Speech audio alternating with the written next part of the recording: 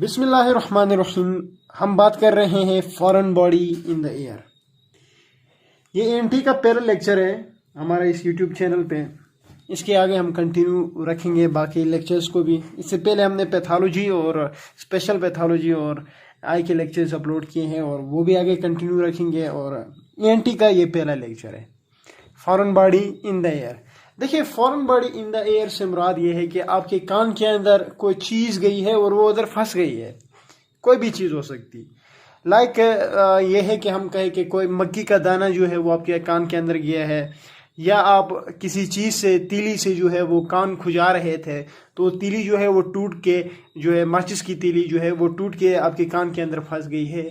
इसको भी हम फॉरेन बॉडी कहते हैं। या यूँ कहे कि कोई किसी चीज़ से आप छू रहे थे तो किसी चीज़ को अपने कान के अंदर डाला, वो भी फॉरेन बॉडी से कोई भी चीज़ हो सकती है। लाइक कोई स्टोन हो, लाइक कोई बीड हो, या कोई भी प्लास्टिक का पार्टिकल हो, कोई भी हो, कुछ भी हो सकता है। तो foreign body in the air से मुराद ये है कि कोई भी ऐसी चीज़ जो आपके कान के अंदर जाके फंस चुकी है उसको हम foreign body in the air बोलते हैं।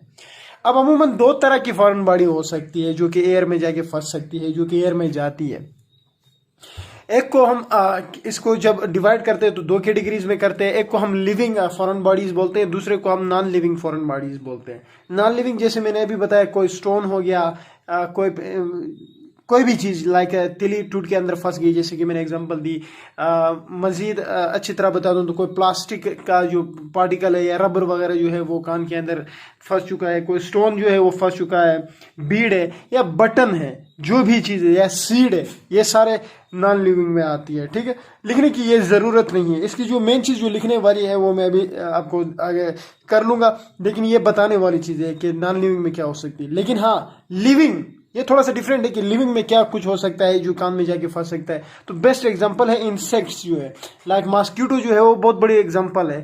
ठीक है, मॉस्किटो जो है वो अमूमन कान के अंदर जो पेशेंट्स आते होते हैं हमारे पास ओपीडी में, जो हमने खुद फेस किया है इस सिचुएशन को।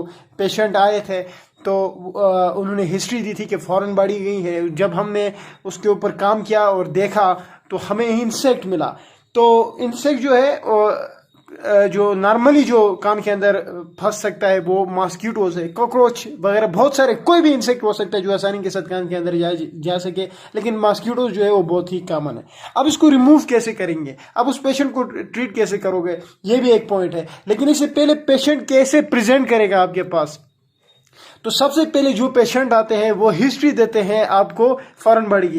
कहेंगे कि डॉक्टर साहब कान के अंदर जो है वो कोई चीज़ फंस चुकी है। वो कहेंगे कि डॉक्टर साहब मैं कान को खुजा रहा था तो वो तीली टूट के फंस गई, या कोई भी चीज़ कहेगा कि मैं किसी चीज़ से खेल रहा था तो बाई चांस कान के अंदर जो है वो चली गई। कोई भी बात हो सकती है, लेकिन वो हिस्ट्री लाजमी देगा फॉरेन बॉडी के अंदर जा चुकी है। अब जब वो हिस्ट्री दी तो ये पहला पॉइंट है। उसके बाद वो कहेगा कि डॉक्टर साहब जब से वो चीज़ कान के अंदर गई है वो मुझे बहुत ज़्यादा दर्द कर रही है। ठीक है ना, वो पेन की कंप्लेन करेगा। फिर कहेगा कि डॉक्टर साहब जब से वो चीज़ मेरे कान के अंदर फंस चुकी है तब से मुझे सुनाई भी ठीक तरह से नहीं दे रहा। ठीक है ना, तो ये भी उसकी एक प्रेजेंटेशन होगी। मैं भी कहेगा कि डॉक्टर साहब जब वो कोई भी फॉरेन बॉडी जो कान के अंदर गई थी, जब वो गई थी तो मेरे कान से खून बहने लगा था। ये उसकी हिस्ट्री हो सकती है। और जब आप एग्जामिन करते हो उसके एयर के अंदर तो लाजमी आपको नज़र आता है फॉरेन बॉडी उसके अंदर नज़र आती है। और मे बी के ब्लीडिंग की जो क्रस्ट वगैरह है, कोई क्लाट जब खून बह रहा था तो उसने बाहर से तो साफ किया हो, लेकिन अंदर जो थोड़ा बहुत है वो खून वहाँ पे रह जाता है। तो वो लाजमी कहता है कि मुझे ब्लीडिंग भी हुई थी, या आप देखोगे तो पता चल जाता है। लेकिन जब आप एग्जामिन करते हो तो लाजमी फॉरेन बॉडी आपको वहाँ पे मिलती है। यह तो इसकी प्रेजेंटेशन आती है कि कैसे एक पेशेंट प्रेजेंट करता है। अब हम इसको ट्रीट कैसे करते हैं, ये भी एक इम्पोर्टेंट पॉइंट है। और यहाँ पे जो सबसे ज़्यादा सीखने वाली चीज़ है वो है इसकी ट्रीटमेंट। तो ट्रीटमेंट इसकी कैसे की जाती है, तो देखिए सबसे पहले हम बात करते हैं लिविंग को ट्रीट कैसे करते हैं। ठीक है, सॉरी नॉन लिविंग को पहले देखते हैं ताकि वो आसान हो जाए। नॉन लिविंग फॉरेन बॉडीज कान के अंदर गई है, नॉन लिविंग फॉरेन बॉडी आपकी कान के अंदर गई है। अब उसको ट्रीट कैसे करते हो, देखिए सिंपल है। सिंपल इस तरह है कि कोई इसमें मेडिकेशन वगैरह देने की कोई ज़रूरत नहीं। ये बात अलग है कि आप जब फॉरेन बॉडी को निकालते हो उसके बाद भी खून निकल आता है, या वो कहते हैं कि दर्द रहता है थोड़ा बहुत कोई, क्योंकि वहाँ पे इंजरी वगैरह कोई हुई है निकालते वक्त, ये अमूमन नहीं होता। एक स्किलफुल डॉक्टर जब ये काम करता है, एक ENT का स्पेशलिस्ट, तो कोई इसकी कॉम्प्लिकेशंस नहीं होती हैं। लेकिन अगर हो भी गई तो वहाँ पे एंटीबायोटिक्स या कोई पेन किलर जो है वो प्रिस्क्राइब किया जाता है।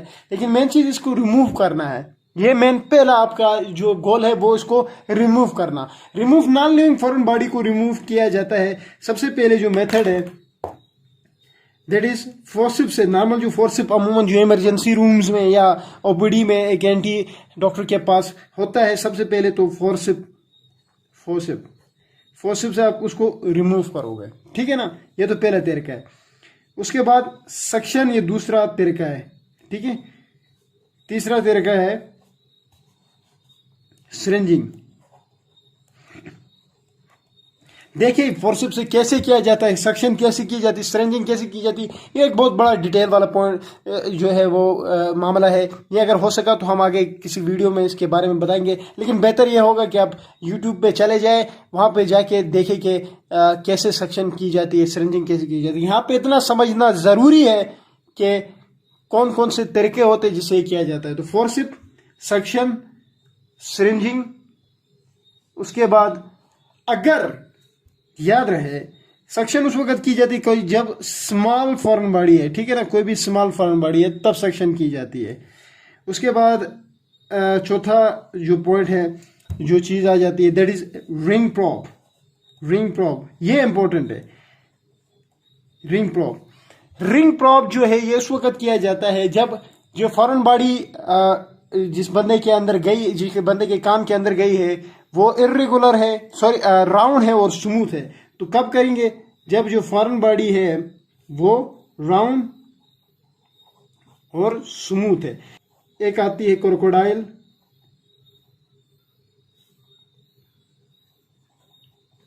Forceps, crocodile forceps. जो सॉफ्ट और इरेगुलर फॉरेन बॉडीज होती हैं उसमें ये क्रोकोडाइल फोर्सेप किया जाता है, ठीक है। सॉफ्ट और इरेगुलर, लाइक कोई पीस ऑफ पेपर है या कोई कॉटन आपने कपड़ा वगैरह जो कान के अंदर किसी वजह से लगाया था वो आपके कान के अंदर फंस गया, तो यहाँ पे ये किया जाता है। याद रखिए अगला जो पॉइंट है वो इम्पोर्टेंट ये है कि बाज़ औक़ात जो फॉरेन बॉडी है सीधा मेटस में चली जाती है, ठीक है ना। मेटस में जाती है और वहाँ पे जाके वो स्वेलिंग करती है। ये रियरली केसेस है। तो ऐसे केसेस में फिर ये सारे काम आपके कोई फ़ायदा नहीं, इससे कुछ नहीं होगा। तो फिर वहाँ पे आप पोस्ट ऑरल अप्रोच करते हो, ठीक है। पोस्ट ऑरल अप्रोच, ठीक है। ये बात आ गई। अब ये तो सारे नॉन लिविंग फॉरेन बॉडी जब अगर कान में फंस गई हो तो इसको रिमूव करने का तरीका आ गया। अब हम बात करते हैं लिविंग की। देखिए लिविंग में सबसे पहले कोई, मैंने बताया भी कि मॉस्किटो वगैरह जो है वो बेस्ट एग्जांपल है। जब लिविंग फॉरेन बॉडी होती है सबसे पहले आपका एम होना चाहिए कि उस लिविंग फॉरेन बॉडी को आप किल कर दो, किल द फॉरेन बॉडी, ठीक है। और किल कैसे किया जाता है? By installing oil. आप उसके अंदर ऑयल दो, नीम थोड़ा सा जो है वो अमूमन इस तरह किया जाता है कि जो ऑयल है उसको हल्का सा गर्म करके कान के अंदर डाला जाता है। तो इंस्टॉलिंग ऑयल से कर सकते हो या फिर क्लोरोफॉर्म वाटर। इस दो तरीके से इसको किल करना है और किल करने के बाद फिर रिमूव करना है। और रिमूव करने के लिए बाय अबव मेथड,